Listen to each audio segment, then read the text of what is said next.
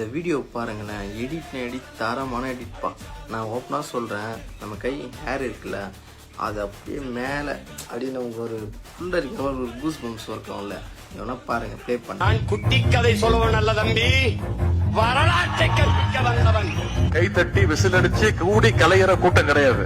அவரு வெளியில் பொது வெளியில் பார்த்தா தானே தெரியும். தம்பி விஜயும் இன்றைக்கு RSS பெற்றெடுத்த பிள்ளைகள் என்பது அம்பலமாகிவிட்டது. திரிஷாவிட்ட இருந்து முதல்ல வெளியே வந்தா தான் முதல்ல எல்லாமே நடக்க முடியும். அவங்க எல்லாம் லாஸ்ட் வரைக்கும் மாற மாட்டாங்க. நீங்க அண்ணனை பாருங்க. நெஞ்சிலே காயமாய் வறண்டு போன வீழ்கள் வாழ்ந்தே